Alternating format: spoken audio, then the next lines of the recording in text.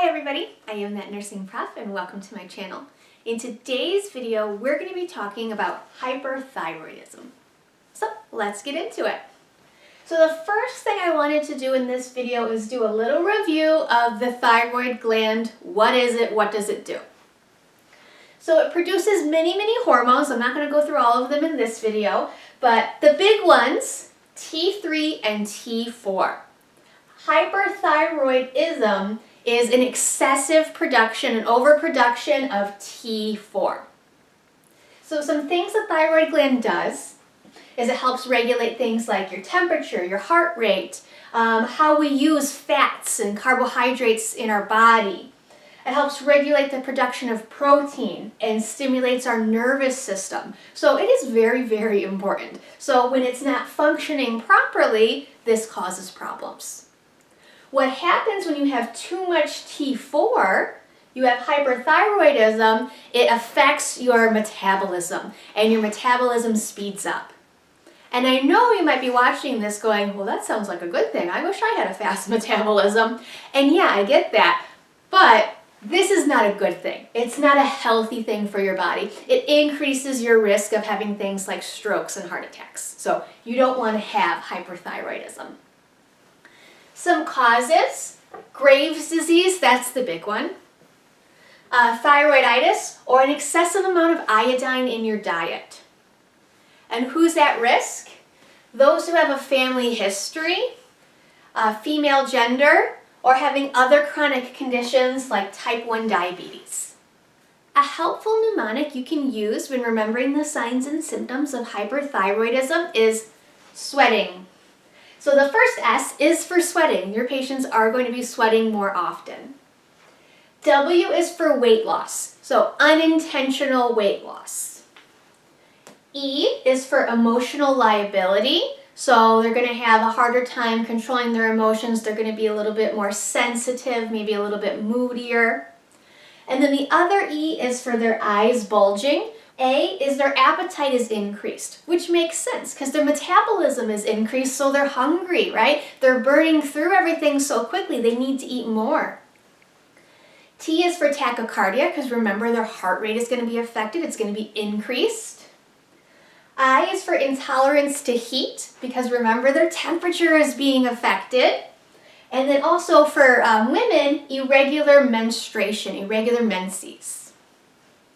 N is for nervousness because it affects their nervous system. And G stands for a goiter. And then the other G is GI issues, things like diarrhea, which also contributes to the weight loss. They have a hard time keeping the weight on. So how is this diagnosed? The first thing they're probably going to do is a thyroid panel. So measuring those T3, T4, and your thyroid stimulating hormone levels to see if they're excessive. They're going to do a thyroid scan so they can visually look at the thyroid to see if it looks different or enlarged. And then they might do something called a radioactive iodine uptake test. In this test, they will give the patient a small amount of radioactive iodine, and they're going to see how the body responds.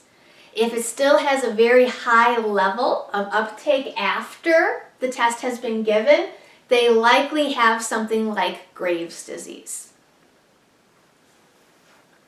And as a nurse, what are our interventions for these patients?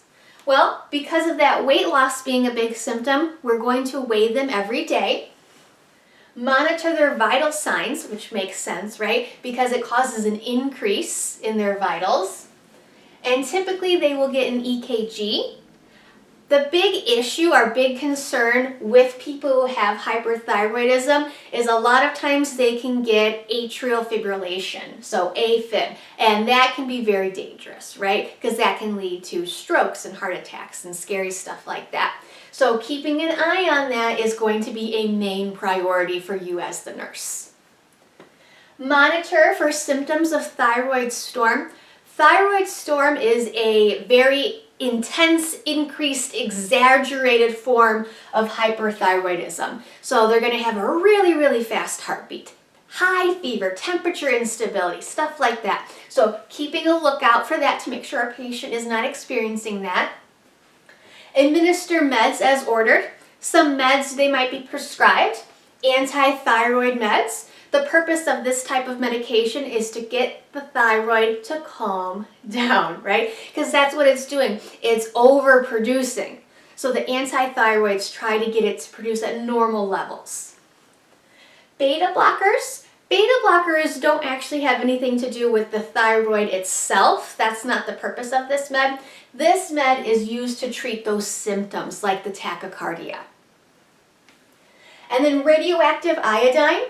We talked about that over here when we talked about it being used as a test, but it can be also used to help treat hyperthyroidism. It can help destroy those overactive cells. Very, very important, educating the patients on these anti-thyroid medications. Never stop them abruptly. Take them at the same time every single day. And you want to avoid certain foods that are high in iodine, and you want to avoid taking aspirin. And another treatment that you might assist with is the patient might need to have surgery. This, of course, would be our last resort, removing the thyroid, so a thyroidectomy. So keep that in mind, things we want to do, especially if our patient is having that thyroid storm. We want to educate them about what to look out for and when to call the doctor and when to come to the ER. So that was my video on hyperthyroidism. I hope you found this helpful. Don't forget to like and subscribe. If you have any questions or comments, please let me know. And if not, I'll see you on the next one.